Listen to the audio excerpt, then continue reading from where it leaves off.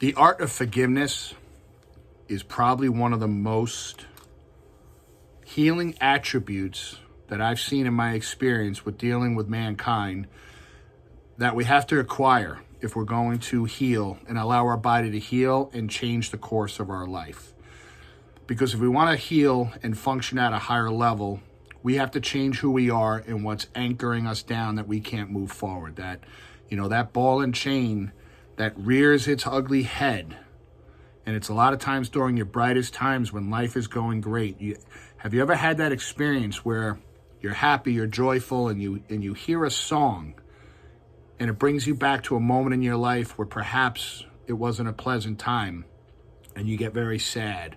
Or you smell something that brings back an occurrence from your past that brings you down. And I've had this happen to me before. And my wife would look at me and say, "What's the matter? Like, did I say something?" And I'm like, "No, it has nothing to do with you." But there was something in a song or a memory came back to me that triggered a thought of something that wasn't pleasant in my life, in my past.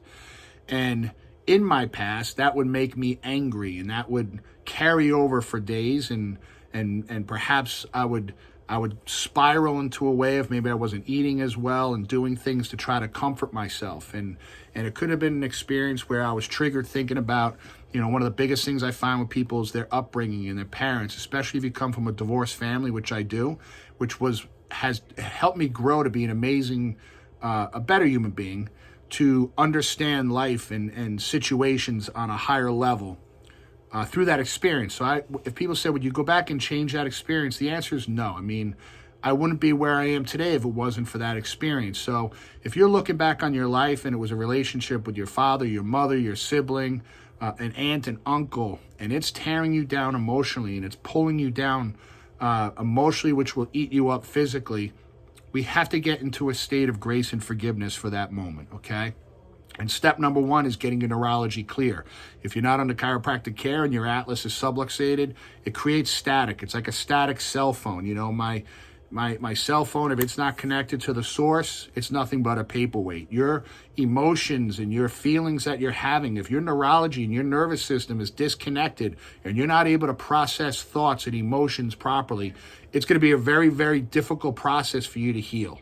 Okay? And emotions are the number one things that tear us down. And if we go back in our life and these triggers keep coming up and it creates anger, fear, depression, anxiety, we have to forgive it. We have to go back and forgive it and embrace it. And one of the greatest quotes I've heard on this is, to forgive is to set a prisoner free and discover that the prisoner was you. And that was by Lewis Smedes. Are you the prisoner in your own life? And many of us are or have been, and we have to heal and forgive that. And one of the greatest things to do is, I've done things where I've written notes to people to acknowledge it and to forgive them, right? Or a phone call.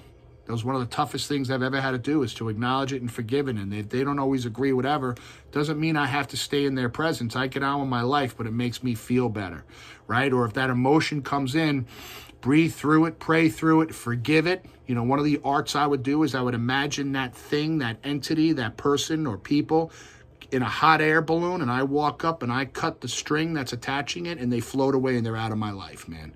And I see them floating away, and it gives me the power to create my presence, my healing, and my faith on my own level. And to acknowledge the fact that those emotions are yours to own and to change and to forgive and make you a better person, and then take that situation and reach out to others and help them heal.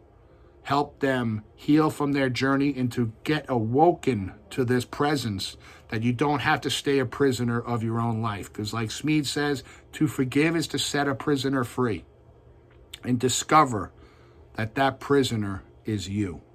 Set yourself free.